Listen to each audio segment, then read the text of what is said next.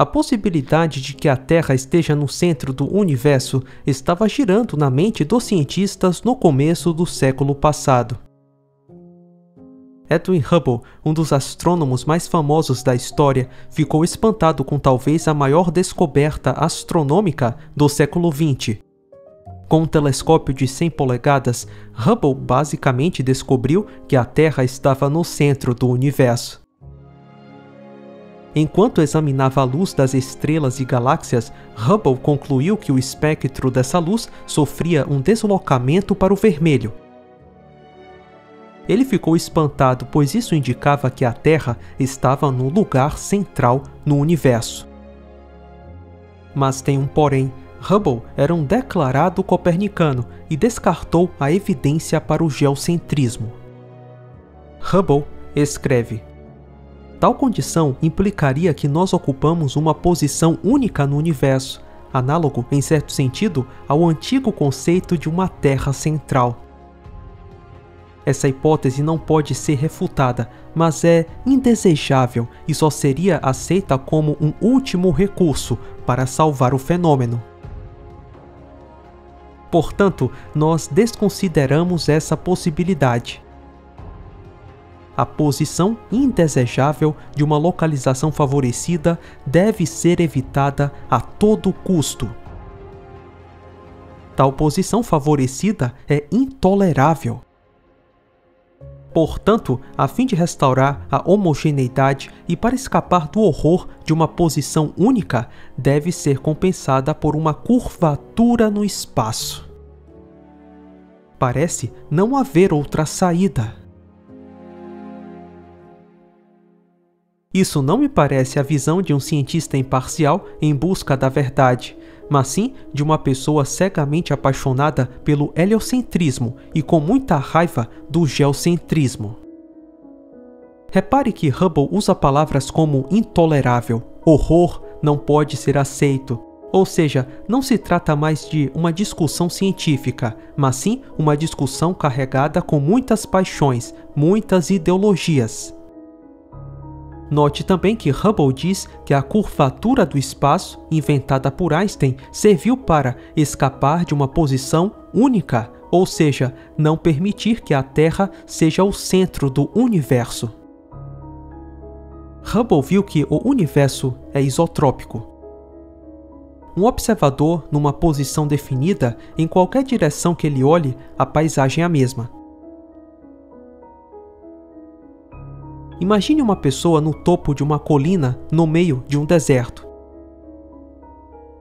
Para qualquer direção que ela olhe, a paisagem, o deserto, é o mesmo. Se ela girar 180 graus, por exemplo, vai observar a mesma paisagem. Assim também acontece com o universo.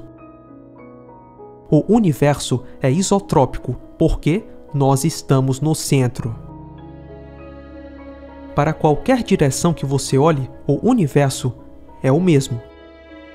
Mas Hubble sabia que isso significa uma Terra no centro. E ele não queria isso. O Hubble precisava de um ingrediente mágico para remover a Terra do centro: a curvatura do espaço. O telescópio de Hubble mostrou que as galáxias estão se afastando da Terra.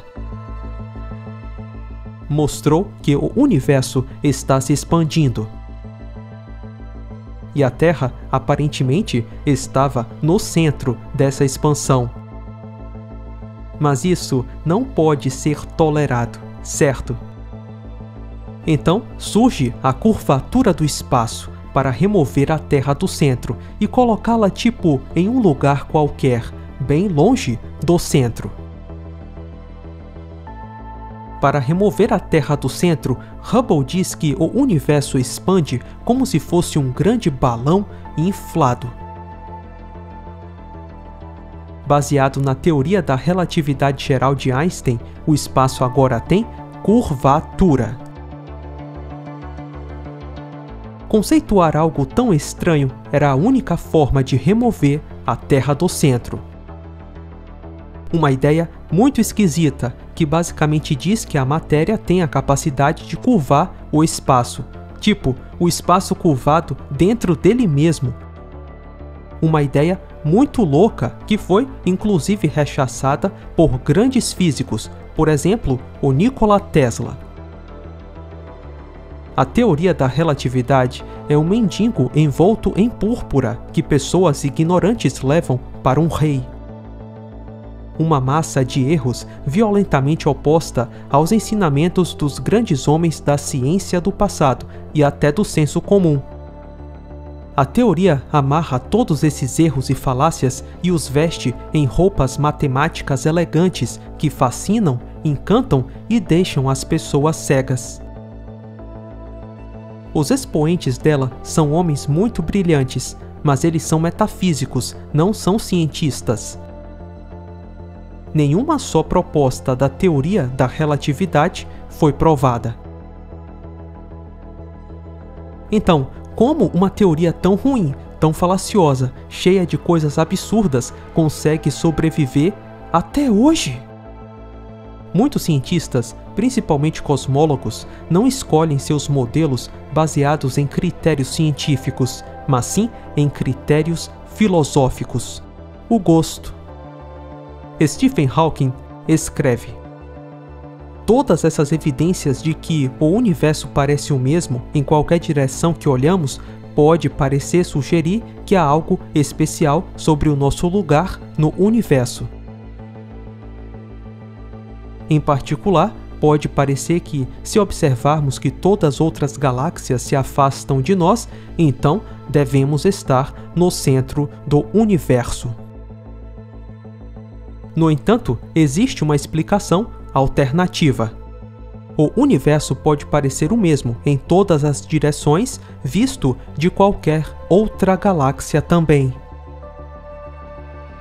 Não temos nenhuma evidência científica a favor ou contra essa suposição. Acreditamos nisso apenas por motivos de modéstia. Vou repetir, acreditamos nisso apenas por motivos de modéstia. Incrível, não? Ele admitiu que não existem provas de que a Terra não esteja no centro. Porém, é do gosto dele que ela não esteja, apesar das evidências mostrarem que a Terra está no centro do universo.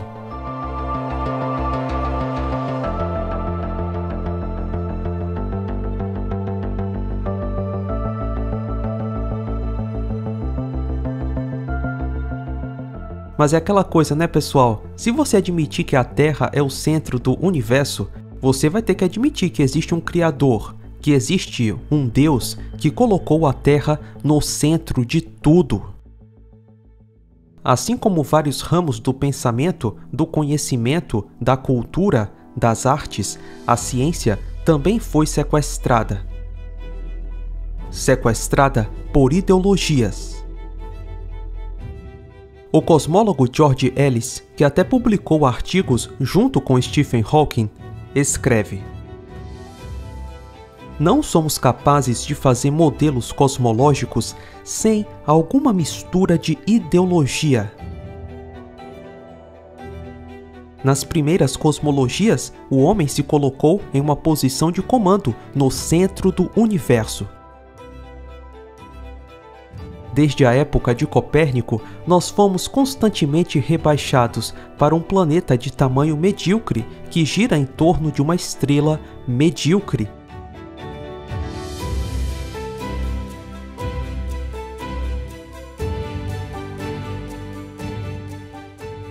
Na borda externa de uma galáxia medíocre.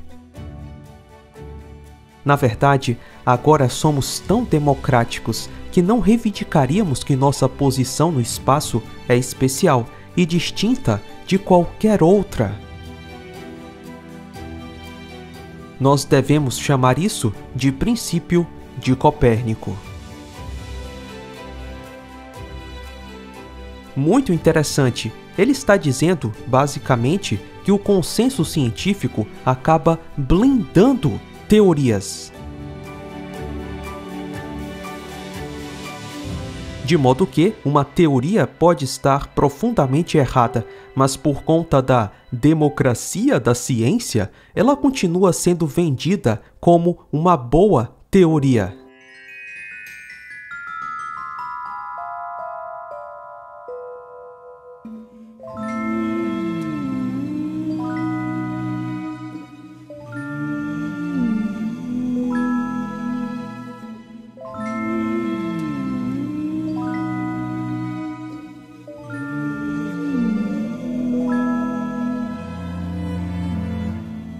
Vejam, a imagem medieval do cosmos mostrava o céu tal como visto desde a Terra. Portanto, tal como visto desde um centro de observação, que era o lugar onde o observador estava, que era a Terra. O sistema copernicano descreve o céu desde que ponto de vista? Quando nós vemos o universo copernicano, o sistema solar, com o Sol no centro, a Terra girando em torno, eu digo, onde está o observador que enxerga isso? Era um observador celeste totalmente hipotético. Então, este é o primeiro ponto. Ninguém jamais viu o universo copernicano. Todo mundo continua vivendo no bom e velho universo geocêntrico de Ptolomeu. Tanto que esse mesmo sistema geocêntrico é usado até hoje na navegação e nas viagens espaciais. O ser humano não pode ver os planetas girando em torno do Sol. Não tem como ver isso. Você vai vê-los girando em torno da Terra. Este é, vamos dizer, é um movimento aparente, porém real. Agora, a mecânica do negócio, quer dizer, o que impele o movimento dos astros? E se você aplica isso à lei da gravitação de Newton, tá certo? Então você tem um outro modelo baseado não no céu visível, mas no céu mecânico. Está entendendo? Ora, o que o céu mecânico pode desmentir o céu visível? Se as forças físicas fazem os planetas girarem em torno do Sol, isso impede que, vistos desde a Terra, eles continuem girando em torno da Terra? De maneira alguma. Então, a confusão, vamos dizer, do panorama visível com o esquema mecânico, para mim, foi um dos grandes desastres intelectuais da história humana, do qual nós não nos refizemos até hoje.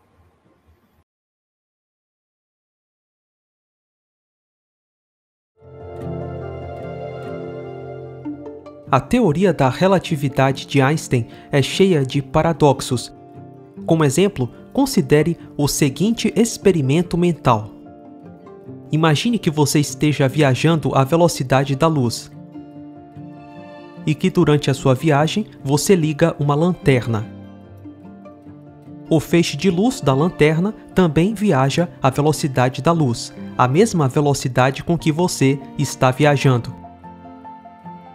Bom, logicamente, a velocidade do feixe de luz em relação a você deveria ser zero, afinal, você está viajando à velocidade da luz.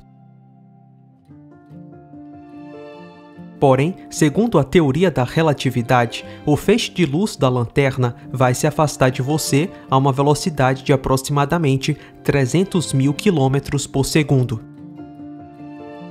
Na visão dos relativistas, é como se você estivesse parado e ligado à lanterna. Antes da relatividade de Einstein, todos os físicos diriam que isso é uma loucura. O próprio Einstein escreve: se eu perseguir um feixe de luz com a velocidade c, devo observar tal feixe de luz como um campo eletromagnético especialmente oscilatório em repouso. No entanto, parece não haver tal coisa, seja com base em experiência ou de acordo com as equações de Maxwell. Einstein admitia que é fisicamente intuitivo imaginar que se uma pessoa viaja na velocidade da luz, um feixe de luz deveria estar em repouso em relação a essa pessoa. Porém, logo depois, ele diz que, com base na experiência, não é isso que acontece. Mas será que foi mesmo baseado na experiência? Ou será que foi baseado na interpretação da experiência? Ora, se assumimos que a Terra está se movendo e que a luz tem uma velocidade constante para diferentes observadores, somos forçados a dizer que os comprimentos se contraem e que o tempo dilata. Os relativistas usam relógios atômicos como evidência da relatividade. O inventor do relógio atômico, o Dr. Louis Essen, era um crítico da teoria da relatividade de Einstein. No seu artigo Relatividade, Piada ou Trapaça, ele escreve: uma das previsões da teoria era que o tempo em um relógio em movimento corre mais devagar do que o tempo em um relógio estacionário idêntico. Levando em consideração o pressuposto básico da teoria de que a velocidade uniforme é puramente relativa, segue-se que cada relógio vai mais devagar do que o outro quando visto da posição do outro. Não há como distinguir entre os dois. Esse resultado é conhecido como o paradoxo do relógio. De acordo com a teoria da relatividade, se você tem dois relógios idênticos e sincronizados, um relógio A e um relógio B, e coloca um desses relógios em movimento em relação ao outro, o tempo vai passar mais devagar para o relógio em movimento em relação ao relógio parado. Isto é, os relógios vão ficar fora de sincronia. Além disso, a teoria também diz que você não pode distinguir qual relógio é o que está em movimento. É igualmente verdade dizer que o relógio A está em repouso em relação ao relógio B que se move, ou que o relógio B está parado em relação ao relógio A que se move.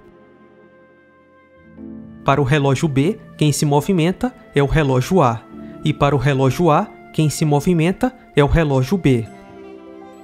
Surge, portanto, uma pergunta crucial: como é que se determina, de forma consistente com a teoria da relatividade, qual relógio funciona mais devagar?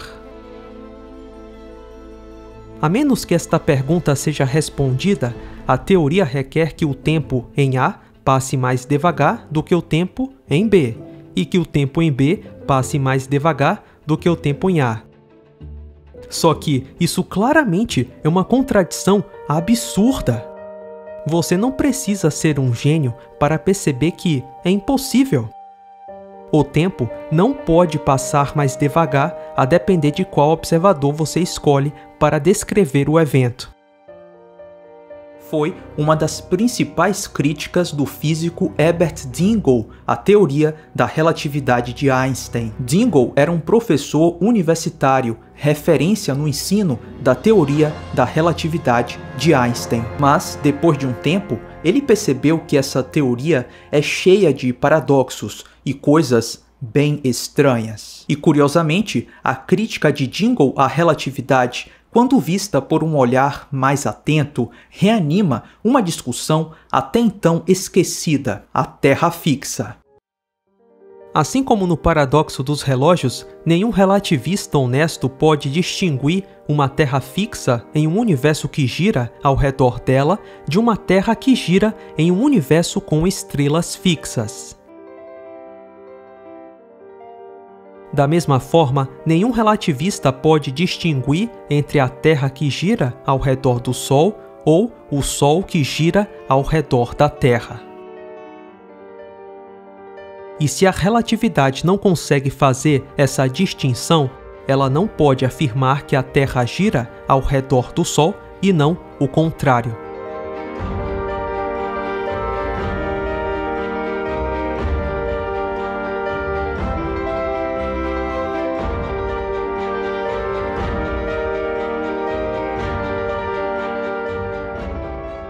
Pode-se supor com a mesma legitimidade que a Terra está fixa e o universo inteiro está se movendo.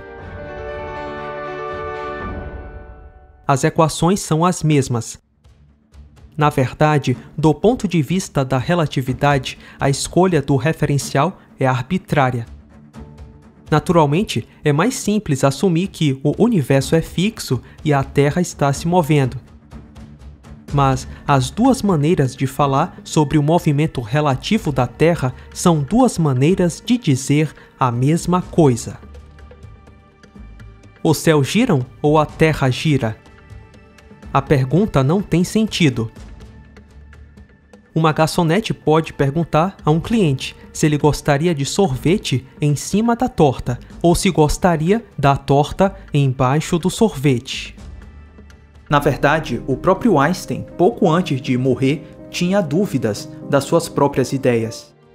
Eu considero bem possível que a física não possa ser baseada no conceito de campo, ou seja, estruturas contínuas. Nesse caso, nada resta do meu castelo inteiro no ar, incluindo a teoria da gravitação e do resto da física moderna. Podemos dizer que, de acordo com a teoria geral da relatividade, o espaço é dotado de qualidades físicas. Nesse sentido, portanto, existe um éter. O espaço sem éter é impensável, pois em tal espaço não haveria propagação da luz, mas também nenhuma possibilidade da existência de padrões do espaço e tempo, nem, portanto, quaisquer intervalo de espaço-tempo no sentido físico. Mas esse éter não pode ser considerado como dotado da qualidade característica de um meio ponderável. Num dado momento, o éter é descartado. Depois, ele volta como algo abstrato, a curvatura do espaço-tempo. Uma teoria cheia de paradoxos e coisas, no mínimo, esquisitas. Se é essa teoria que desbancou a Terra fixa, então que bom para a Terra fixa.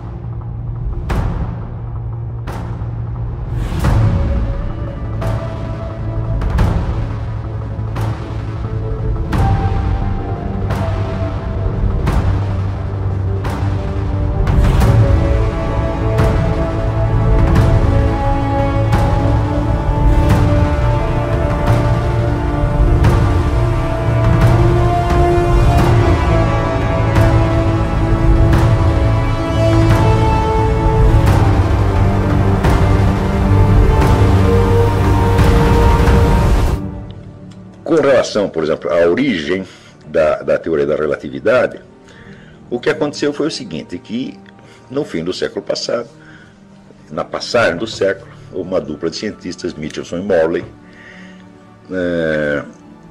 que disseram o seguinte: olha, se de fato a Terra se move em volta do Sol, então deve haver diferenças, né, na velocidade da luz em vários pontos da Terra, conforme as várias estações do ano. E eles mediram isso milhares e milhares e milhares de vezes e viam que não mudava nada.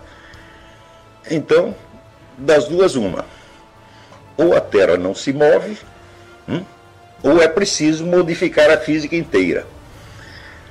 Então, o cidadão chamado Albert Einstein viu isso e achou que era preferível modificar a física inteira, né, só para não admitir que não havia provas do heliocentrismo. Então ele fez um arranjo, e esse arranjo implicava, então, várias noções muito estranhas, como a da curvatura do espaço, que é um conceito que até hoje eu não entendi, tá certo? Quer dizer, como é que você acha que o espaço ocupa um lugar dentro do espaço?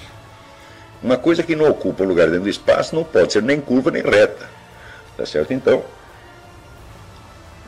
se você disser o espaço curva tudo o que está dentro dele, fala, bom, ainda é possível, mas que o espaço em si mesmo seja curva é uma noção que me parece um pouco esdrúxula.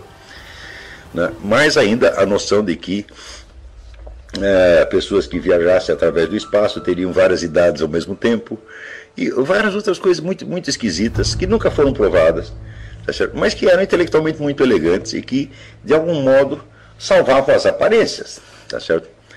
Então, o fato é que, no confronto entre geocentrismo e heliocentrismo, não existe nenhuma prova definitiva de um lado nem do outro, e você pode usar um sistema de referência, como pode usar o outro, mas se você insinuar que a Terra não se move, que ela é o centro, as pessoas vão internar você imediatamente. Nenhum experimento óptico é capaz de detectar os movimentos de rotação e translação da Terra. Para explicar os experimentos ópticos que não detectavam o movimento da Terra ou do éter, se falava em coisas como dilatação do tempo e contração do espaço, mesmo antes de Einstein.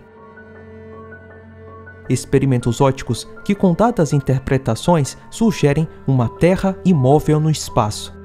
O de Sagnac, Fresnel, Hooke, Fizeau e principalmente o de Michelson.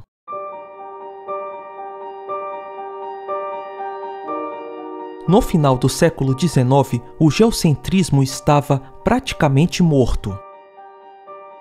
Os físicos tinham estabelecido como paradigma o sistema de Copérnico, o paradigma de que a Terra girava em torno de si mesma e orbitava o Sol.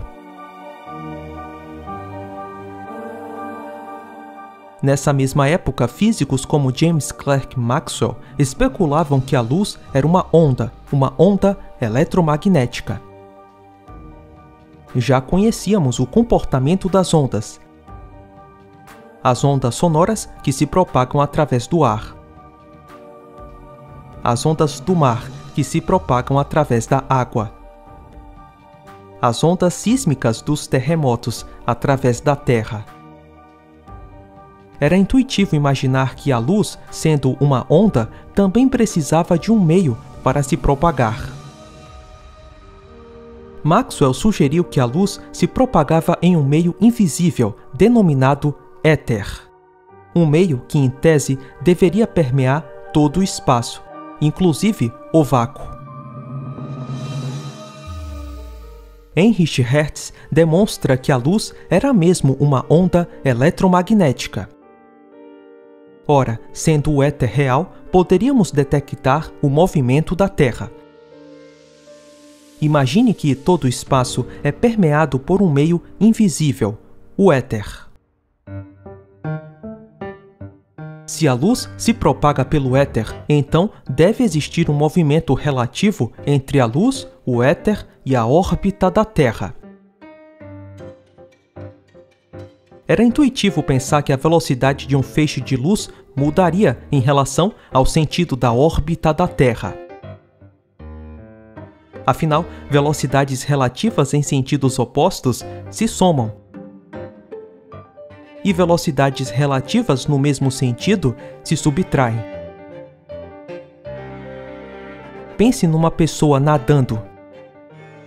Nadar a favor da correnteza é mais fácil do que nadar contra ela. Em tese, a mesma coisa deveria acontecer com a luz e o éter. Para um observador na Terra, o arrasto do éter mudaria a velocidade da luz em diferentes direções. Esse é um pensamento bastante intuitivo. Todas as ondas conhecidas precisam de um meio para se propagar, então por que com a luz seria diferente?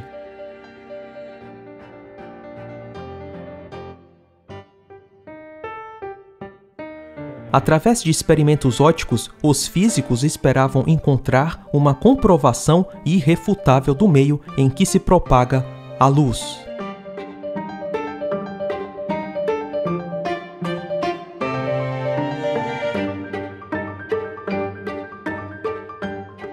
Em 1881, o físico Albert Michelson faz um experimento bastante engenhoso. A ideia era dividir um feixe de luz em dois feixes com direções perpendiculares. Esses feixes são então refletidos de volta e recombinados em uma chapa fotográfica, produzindo franjas.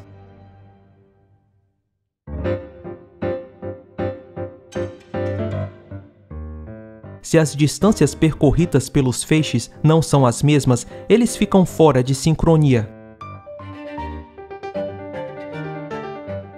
O efeito disso é um padrão de luz com franjas escuras e claras. Essa é uma característica das ondas, conhecida como interferência.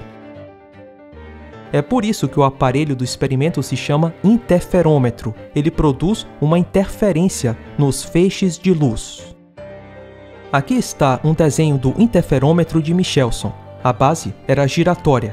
Michelson girava os espelhos para analisar se a direção do feixe em relação ao éter e ao movimento da Terra iria produzir alguma mudança nas franjas. Michelson acreditava que iria detectar deslocamentos na franja quando girasse os espelhos. Ora, se a Terra orbita o Sol e se a luz viaja através do éter, seria esperado que as velocidades dos feixes de luz no interferômetro mudassem com o giro dos espelhos. Afinal, em tese, o éter teria uma direção privilegiada, tipo uma correnteza. Imagine que a luz na direção perpendicular ao éter leva um tempo TA para percorrer o interferômetro, e que a luz em sentido contrário ao éter gastaria o tempo TB para percorrer o mesmo interferômetro. Era esperado que o giro do interferômetro resultasse em diferentes valores na razão entre TA e TB. Em tese, a velocidade dos feixes dependeria da orientação do interferômetro em relação ao éter. Michelson então estimou que, por conta do movimento da Terra através do éter, a franja deveria ser deslocada quando a base do interferômetro fosse girada. Porém, para surpresa de Michelson, não acontecia deslocamento na franja quando ele girava a base.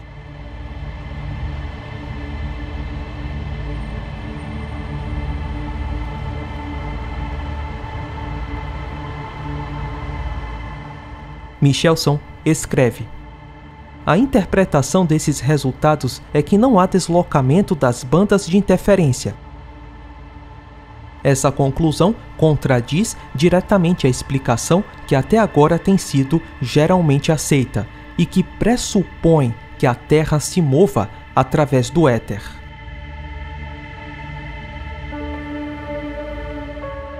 Essa é uma admissão corajosa do Michelson e poderia reanimar a ideia da Terra parada. A conclusão do experimento de Michelson não é a inexistência do éter, mas sim que a Terra não se movimenta através dele. Michelson faz um novo experimento, agora com a ajuda de Morley. Michelson e seu colega Morley criaram um interferômetro mais preciso. Para a surpresa de Michelson, os resultados continuavam não mostrando deslocamento nas franjas do interferômetro.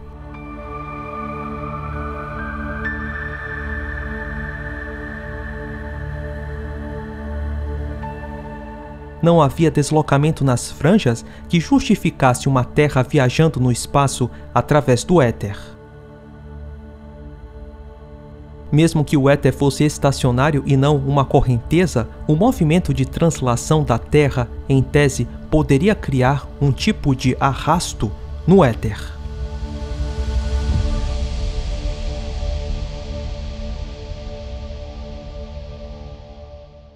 Michelson escreve ao físico Lord Rayleigh: os experimentos sobre o movimento relativo da Terra e do éter foram concluídos e o resultado é decididamente negativo.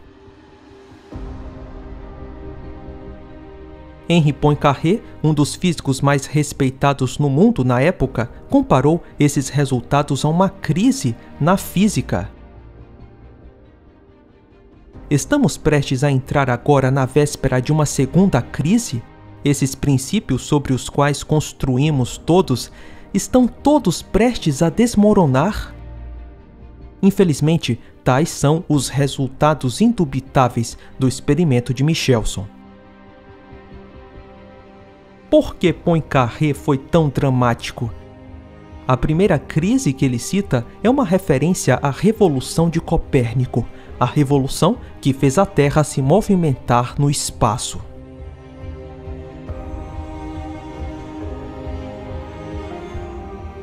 E agora, a segunda crise é fazer com que a Terra fique parada de novo?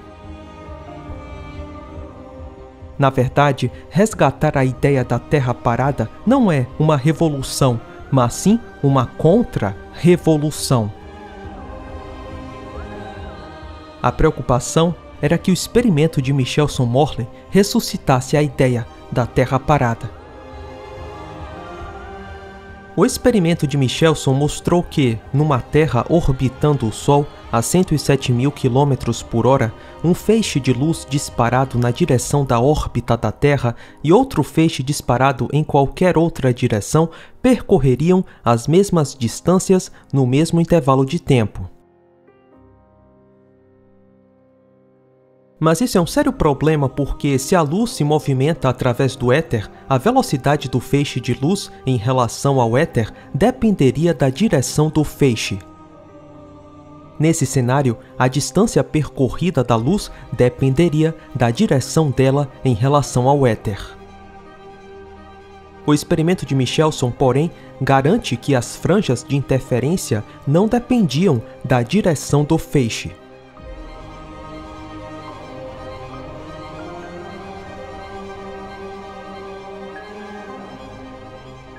Michelson também esperava que as franjas do interferômetro se deslocassem em diferentes momentos do ano por causa da translação da Terra.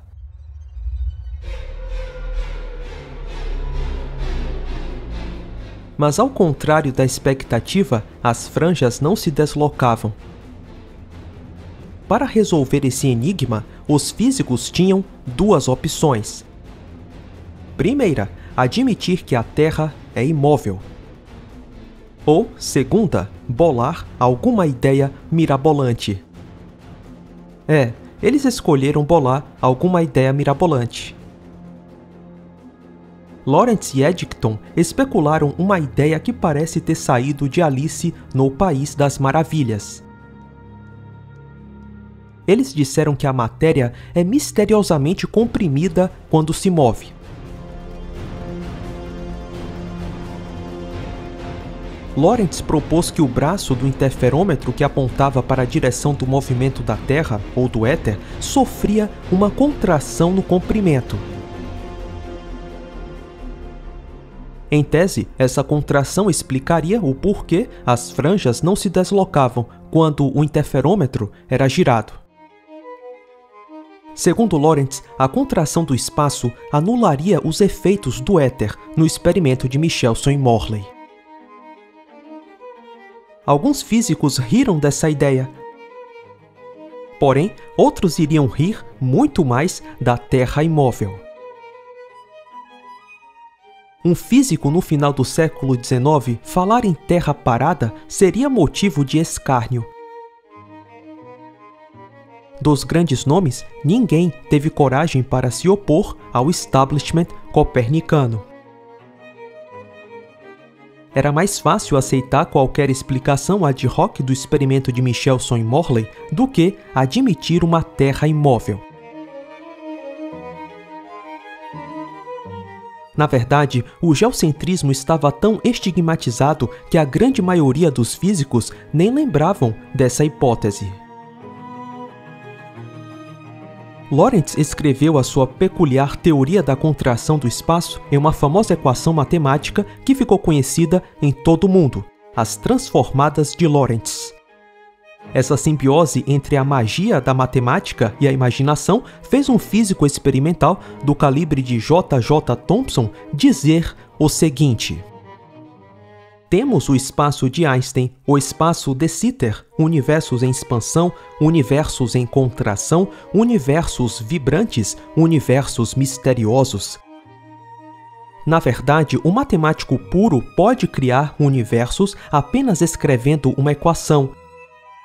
E de fato, se ele for um individualista, pode ter o seu próprio universo. A solução mais simples, que não envolveria malabarismos matemáticos, estava, porém, esquecida. era uma solução muito antiquada. A ciência não poderia mais aceitar que a Terra não se movimenta. E agora, para sustentar a ideia mirabolante de Lorentz que os objetos contraem quando se movimentam, era necessário construir uma outra ideia, a ideia de que o tempo dilata. Então, para entender os resultados do experimento de Michelson e Morley, Lorentz introduziu essas duas ideias, a contração do comprimento e a dilatação do tempo. Toda a realidade física deveria mudar para explicar o experimento de Michelson-Morley numa Terra que viaja pelo espaço. Essa confusão na física fez Lorentz e Poincaré dizerem: a natureza estava conspirando contra nós. É óbvio que a natureza não estava conspirando. Em vez disso, os físicos estavam conspirando contra si mesmos.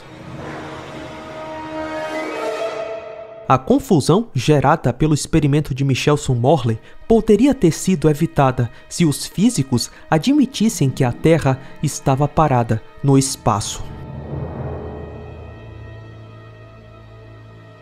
O palco aguardava Albert Einstein. Einstein criou uma das ideias mais contraintuitivas e mirabolantes da história da ciência para negar a Terra parada.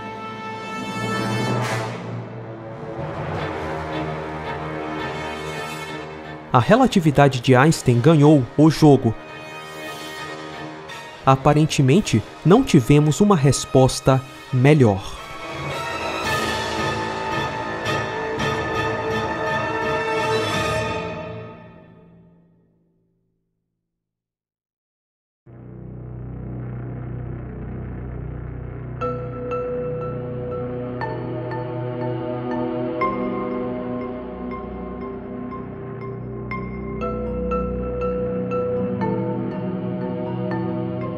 Quando passamos a acreditar nisso, velocidade de rotação da Terra no Equador, 1.670 km por hora.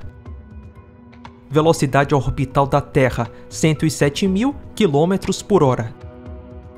Velocidade do Sol em relação ao centro da galáxia, 828.000 km por hora.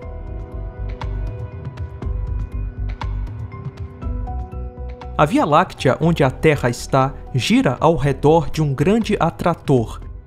Essa velocidade é de cerca de 2 milhões de quilômetros por hora. Em relação a esse grande atrator, a Terra estaria, portanto, viajando no espaço a uma velocidade de quase 3 milhões de quilômetros por hora.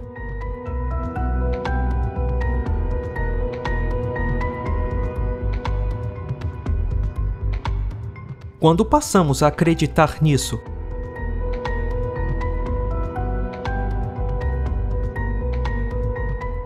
a cosmologia moderna adotou um princípio chamado princípio de Copérnico. O princípio diz o seguinte: a Terra não está em um lugar especial. A Terra não está no centro do universo. Muitos cosmólogos afirmam que a Terra é só um planeta qualquer. I am just another speck of sand. And the Earth, really, in the cosmic scheme of things, is another speck. And the Sun, an unremarkable star, nothing special about the Sun. The Sun is another speck. And the galaxy is a speck. I'm a speck, on a speck, orbiting a speck, among other specks, among still other specks, in the middle of specklessness. I am insignificant, I suck! Eles até dizem que nosso universo é só mais um entre infinitos universos.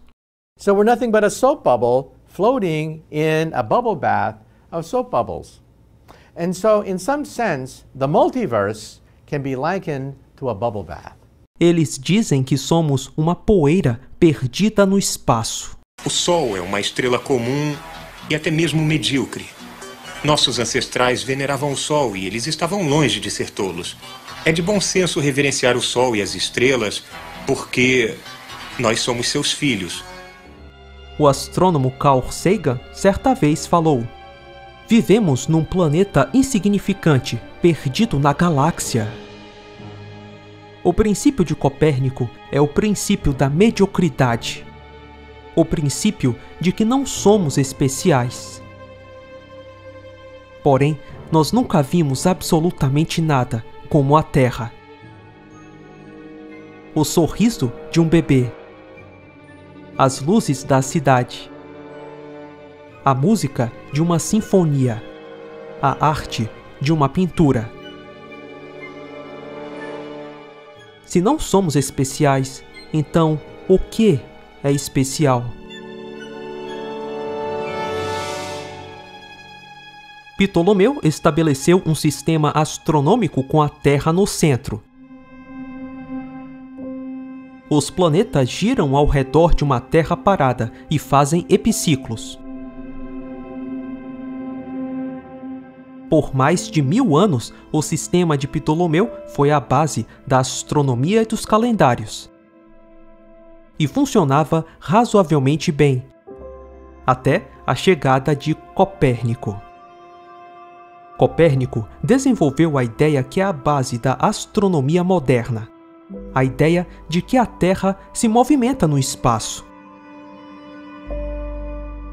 A Terra deixou de ser o centro e o Sol tomou o lugar dela. O mundo não é mais geocêntrico, ele passou a ser heliocêntrico. A Revolução Copernicana tirou o homem do seu lugar especial no universo, o centro. Mas nem todos concordavam com Copérnico.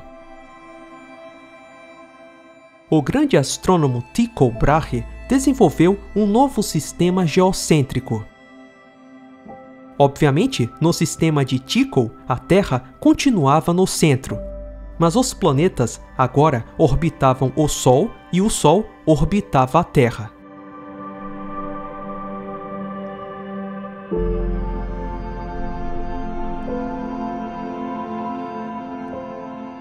Tycho Brahe tinha um dos maiores observatórios astronômicos do século XVI.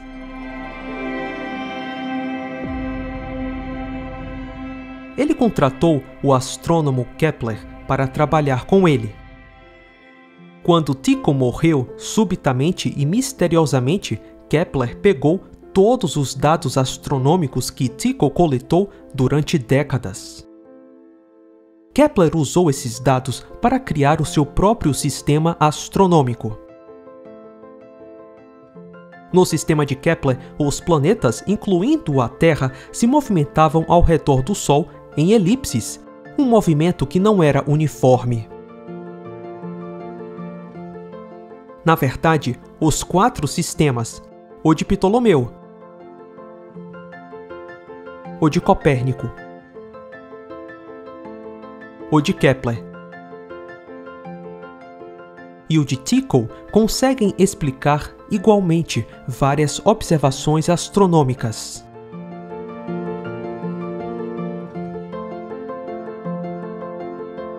Passaram-se alguns anos depois da morte de Tycho. Galileu, o físico italiano, inventa um potente telescópio. Ele conseguiu ver que Júpiter era orbitado por luas. Isso parecia ser uma evidência de que a Terra poderia orbitar um corpo maior do que ela. Nos seus últimos momentos de vida, Galileu rejeitou a ideia de que a Terra orbitava o Sol. No fim da vida, ele negou o sistema heliocêntrico que defendeu por mais de 30 anos.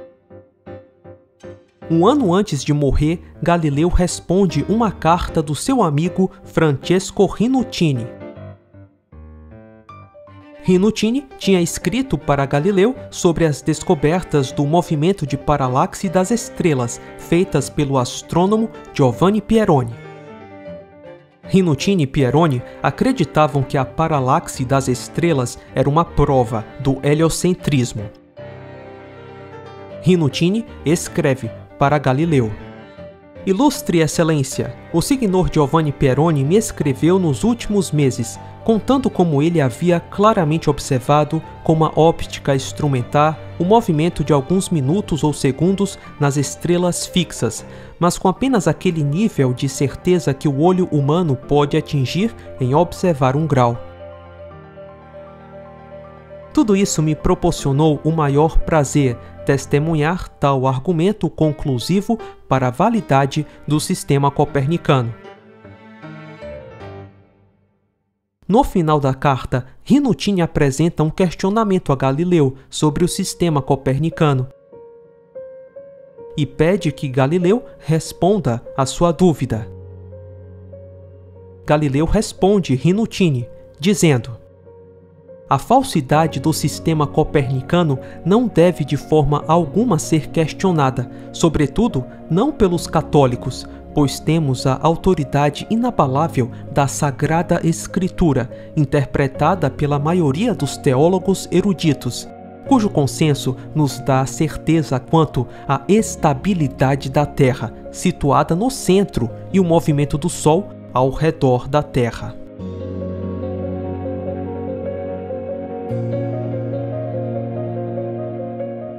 As conjecturas empregadas por Copérnico e seus seguidores em manter a tese contrária são todas suficientemente refutadas por aquele argumento mais sólido derivado da onipotência de Deus. Deus é capaz de realizar de diferentes maneiras, de fato, em um número infinito de formas, coisas que, segundo a nossa opinião e observação, parecem acontecer de uma maneira particular. Não devemos tentar encurtar a mão de Deus e ousadamente insistir em algo além dos limites da nossa competência. Isso é absolutamente fantástico. Galileu morreu acreditando no geocentrismo. Um detalhe importante sobre a carta de Galileu: quando Rinuccini recebeu a carta, ele apagou a assinatura de Galileu. Como um fervoroso copernicano, Rinuccini não queria que as pessoas soubessem que Galileu tinha se arrependido de apoiar o heliocentrismo. O tempo passou e a ciência foi se afastando da visão bíblica sobre a Terra e o universo. Em 1687, Isaac Newton publica a sua obra-prima. Esse livro introduziu a sua teoria da gravitação universal. Para Newton, o corpo celeste menor não necessariamente orbita o corpo celeste maior, mas sim que os corpos orbitam um centro de massa. O Sol e a Terra orbitariam um centro de massa. Esse não é o mesmo sistema heliocêntrico de Copérnico. Newton também afirmava o espaço absoluto. De acordo com Newton, tempo e espaço são absolutos e independem de qualquer referencial. O tempo flui igualmente para todos e o espaço é o mesmo para todos. O espaço absoluto é como se fosse um palco onde os corpos se movimentam, um referencial privilegiado, absoluto, que não interage com os corpos em movimento. Para ilustrar essa ideia, Newton fez um experimento que ficou conhecido como o experimento do balde. Newton suspendeu com uma corda um balde com água até a metade. A corda do balde foi enrolada. À medida que a corda se desenrola, o balde gira e a superfície da água dentro do balde vai ficando curva. A superfície curva da água mostra que ela está girando, apesar de estar parada em relação ao balde. O experimento do balde reforça a ideia de que os movimentos de rotação não são relativos, mas sim absolutos. Newton diz que a curvatura da água mostra a rotação da água em relação ao espaço absoluto e não em relação ao balde. O físico Ernest Mach não concorda com Newton e propôs uma outra explicação. Para Mach, a água não está girando em relação ao espaço absoluto, mas sim em relação às estrelas fixas. Isso ficou conhecido como princípio de Mach. Esse princípio também leva a uma outra ideia. Imagine que todos os planetas e todas as estrelas girassem ao redor de uma Terra imóvel. Isso seria equivalente às estrelas ficarem fixas e a Terra girar. Os dois sistemas são equivalentes, eles produzem as mesmas forças inerciais. Se todo o universo estivesse girando ao redor de uma Terra parada, seriam produzidas as mesmas forças da Terra que gira em relação às estrelas fixas. Existe uma equivalência entre a rotação da Terra e o universo que gira ao redor de uma Terra imóvel. Você não consegue dizer se é o universo que está girando em torno de uma Terra imóvel ou se é a Terra que está girando em torno de si mesma. Esse é um raciocínio impactante que poderia ter reanimado a ideia da Terra parada, mas por algum motivo os físicos não queriam voltar a discutir um modelo geocêntrico. O renomado cosmólogo George Ellis escreve: as pessoas precisam estar cientes de que existe uma série de modelos que podem explicar as observações. Por exemplo, posso construir para você um universo esférico simétrico com a Terra no seu centro e você não pode refutá-lo com base em observações. Você só pode excluí-lo por motivos filosóficos. O que eu quero trazer à tona é o fato de que estamos usando critérios filosóficos na escolha de nossos modelos. Muito da cosmologia tenta esconder isso.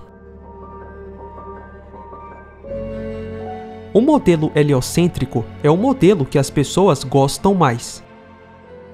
Porém, isso não significa que esse modelo seja superior a outros modelos ou que represente a realidade. Tá certo? Então, o Sol pode ser o centro do sistema solar, mas nós não estamos no Sol e não nos deslocamos no Sol. Então, como é que essas duas imagens, desenhadas desde pontos de vista tão diferentes, como é que uma poderia contradizer a outra?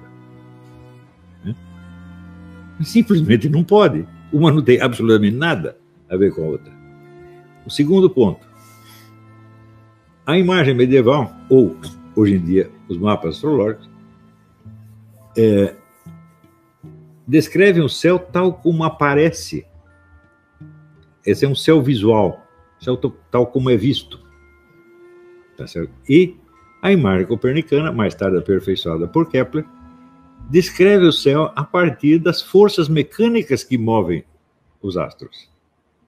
É um ponto de vista completamente diferente. Você, para ver os astros se movendo no céu, você precisa saber o que os está movendo? Não. Então é como se você partiu de uma descrição óptica e passou para uma descrição mecânica. Como é que uma pode desmentir a outra? Não pode, absolutamente. Isso quer dizer que o sistema copernicano e o sistema ptolemaico, como o próprio Copérnico achava, não se desmentem de maneira alguma. Eles são apenas dois pontos de vista pelos quais o céu pode ser descrito.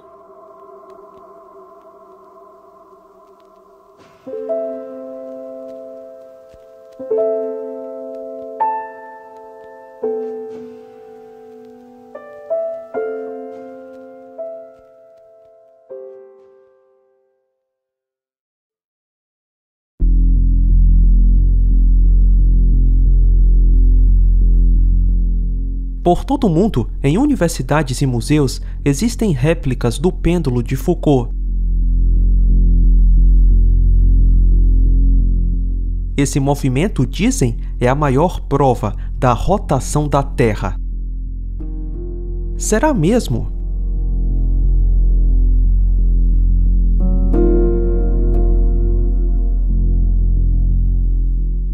A depender da latitude, o período da oscilação do pêndulo de Foucault muda.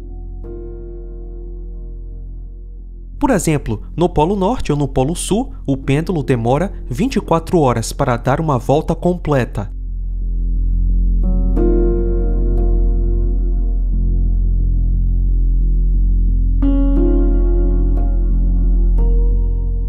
Já no Equador, o plano de oscilação do pêndulo não muda. Abaixo ou acima do Equador, o plano de oscilação do pêndulo começa a girar. No hemisfério norte, no sentido horário. E no hemisfério sul, no sentido anti-horário. Ok, imagine que essa base giratória representa a Terra girando. E você está no espaço, observando o pêndulo de Foucault no Polo Norte.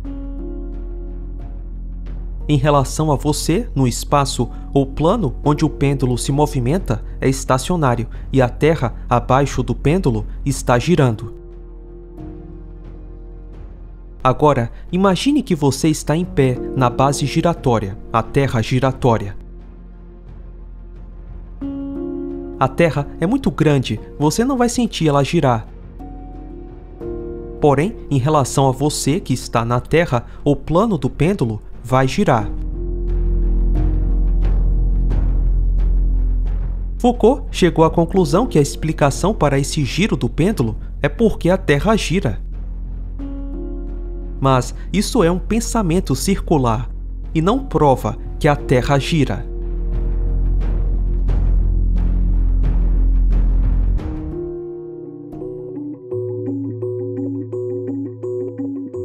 Afinal, é a Terra que está girando com estrelas fixas ou são as estrelas que estão girando ao redor de uma Terra estacionária?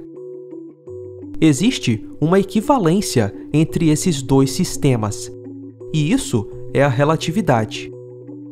O próprio Einstein diz: as duas afirmações, o Sol está parado e a Terra se move, ou o Sol se move e a Terra está parada, são apenas duas convenções diferentes, com dois sistemas de coordenadas diferentes. Em outras palavras, são apenas dois pontos de vista diferentes que se equivalem. O físico Ernest Mach escreve: os movimentos do universo são os mesmos se nós adotarmos o ponto de vista ptolomaico ou copernicano.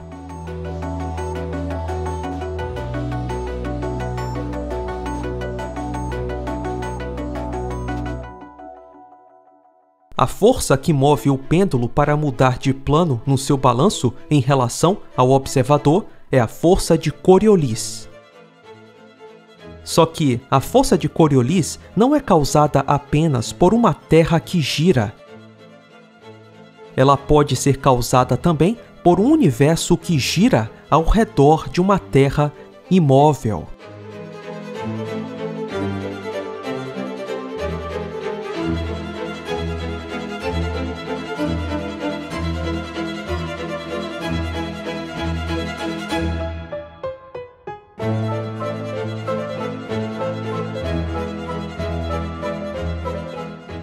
Esse é um princípio físico que não pode ser ignorado. O pêndulo de Foucault não prova que a Terra gira. Por quê? Porque a força de Coriolis, a força inercial que causa o balanço do pêndulo, pode ser explicada tanto na Terra parada, que o universo gira ao redor dela, quanto na Terra giratória com estrelas fixas. Então é evidente, observar o pêndulo de Foucault balançar não prova que a Terra gira, porque isso também acontece no modelo da Terra parada com o universo girando ao redor. Esse é o princípio de Mach, é um princípio físico. Ah, Douglas, então por que a maioria dos físicos diz que a prova da Terra giratória é o pêndulo de Foucault? Porque eles não estão habituados com essa discussão, eles não têm conhecimento dessas questões. Você vai ter que pesquisar por conta própria. O que o pêndulo de Foucault prova é que existem forças inerciais na Terra. Então sim, a força de Coriolis é real, porém, provar que existe força inercial não significa provar qual é a causa dessa força. A causa da força de Coriolis pode ser a rotação da Terra? Pode ser, mas também pode ser a rotação do céu numa Terra parada. Então, nesse cenário, é evidente que o pêndulo de Foucault não pode servir como prova que a Terra gira. E, ironicamente, a maioria dos físicos, meus colegas, vão dizer que essa é a maior prova que a Terra gira. Parece piada, né? É uma grande piada mesmo. Bom, dito isso, já que o pêndulo de Foucault não prova que a Terra gira, também nenhum giroscópio mecânico que funciona pelo mesmo princípio de força inercial não pode provar que a Terra gira. E eu posso extrapolar isso também para os giroscópios ópticos. Mas eu não vou entrar nesse assunto nesse vídeo. Vamos continuar falando sobre o pêndulo. Se alguém acelera uma casca pesada de matéria S e em seguida uma massa envolvida por essa casca experimenta uma força aceleradora. Se alguém girar a casca em relação às estrelas fixas em torno de um eixo que passa por o seu centro, uma força de Coriolis surge no interior da casca, ou seja, o plano do pêndulo de Foucault é arrastado. Nós podemos fazer uma analogia aqui. A casca que Einstein se refere é o universo que gira, e conforme gira, ele cria uma força na massa envolvida pela casca. Essa massa em questão é a Terra. E a força aceleradora que ele cita são as forças inerciais, tipo a força de Coriolis. Em outras palavras, Einstein confirmou que um universo em rotação ao redor de uma Terra imóvel vai produzir as mesmas forças centrífugas e de Coriolis que são atribuídas a uma Terra girando com estrelas fixas. Eu sei que isso pode parecer complicado, e é mesmo, mas o que tem que ficar na sua mente é simples. O pêndulo de Foucault não prova que a Terra gira. O que o pêndulo de Foucault prova é que existe uma força que faz com que ele mude a sua rotação. Porém, isso não significa que a causa dessa força é o suposto movimento de rotação da Terra.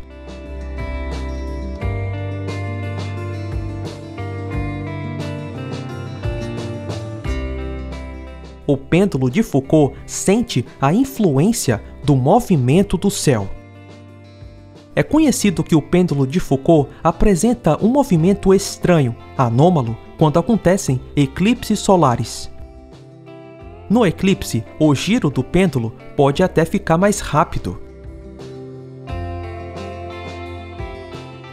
O movimento do céu influencia a inércia aqui na Terra. No meu ponto de vista, essa anomalia do pêndulo de Foucault durante o eclipse só confirma que o giro do pêndulo é causado pelo movimento do céu e não porque a Terra gira. Afinal, a Terra está parada e tudo gira ao redor dela.